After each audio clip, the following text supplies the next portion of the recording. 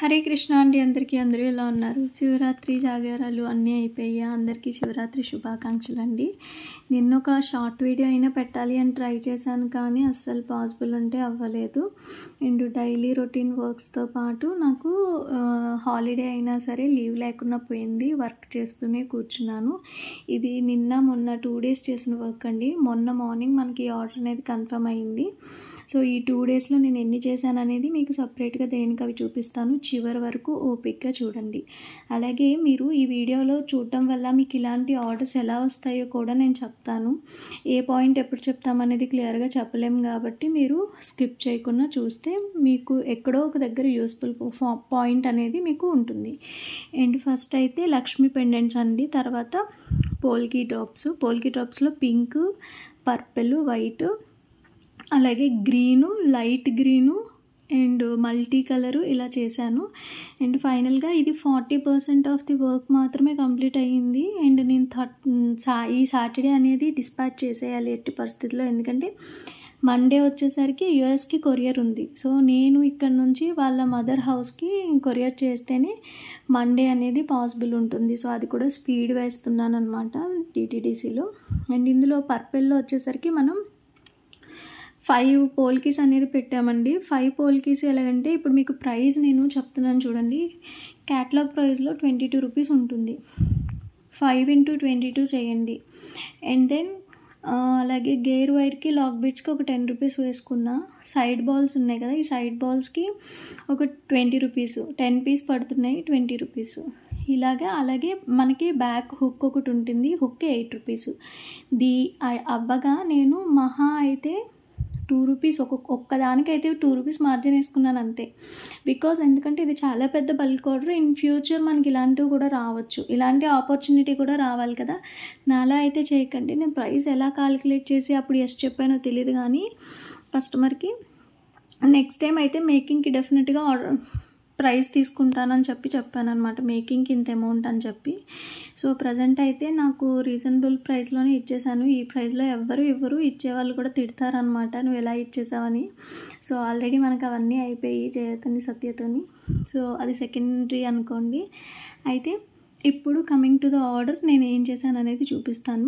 Green colour pendant 5 వచ్చాయండి ఒక్కొక్క చైన్కి, అలా ఒక 3. అలాగే సింగిల్ సీజెడ్ ఒక ఈచ్ 3 పీసెస్ అనమాట. గ్రీను, వైటు, బ్లాక్, రూబీ ఉన్నాయి మనకి. ఈ 4 కూడా ఈచ్ 3 చేసాము.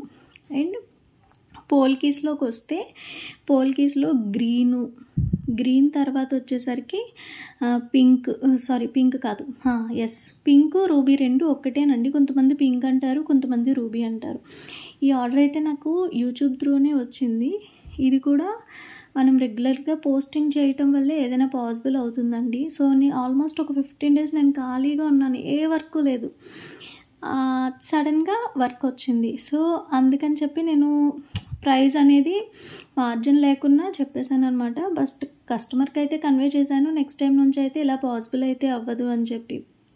సో ఇది కూడా నేను ఎలాగా చేశాను అనేది మీకు చెప్తాను. సేమ్ అలాగే 5 పోల్కీస్ అన్నీ ప్రైస్ అయితే ఒకేలా ఇచ్చాను అనమాట.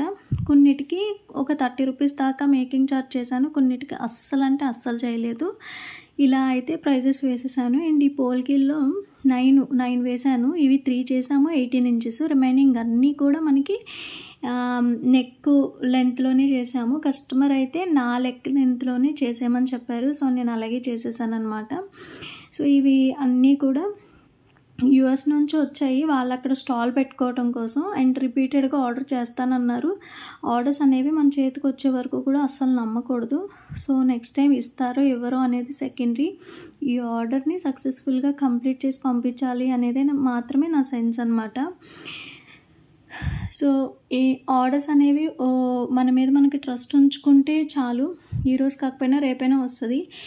ఆర్డర్ లేనప్పుడు రెస్ట్ తీసుకోండి, ఎంజాయ్ చేయండి. నెక్స్ట్ అప్కమింగ్ వీడియోస్ మీద కాన్సన్ట్రేట్ చేయండి. ఆర్డర్ ఉన్నప్పుడు ఆర్డర్ మీద కాన్సన్ట్రేట్ చేయండి. అలాగే రేపు ఎల్లుండి కూడా సేమ్ నేను ఏవైతే మేకింగ్ చేస్తున్నానో అలా మాత్రమే చూపిస్తాను. బట్ ఇంతకంటే బెటర్గా చూపించడానికి ట్రై చేస్తాను. ఎందుకంటే ఇది బ్యాక్గ్రౌండ్ అనేది వైట్ అవ్వటం వల్ల క్లియర్గా కనిపించట్లేదు. నేను డమ్మీ నెక్కి పెట్టి చూపిస్తాను నెక్స్ట్ టైం చూపించినప్పుడు ఏంటి అనేది. అండ్ ఇంకో విషయం ఏంటంటే టైంపాస్ క్వైరీస్ చేయొద్దని నేను ఎప్పుడైతే చెప్పానో ఆ తర్వాతే ఎక్కువ అయ్యాయి టైంపాస్ క్వైరీస్ అనేది. సో దయచేసి అర్థం చేసుకోండి. రేపటి వీడియోలో మళ్ళీ కలుసుకుందాం. చివరి దాకా చూసినందుకు చాలా చాలా థ్యాంక్ యూ.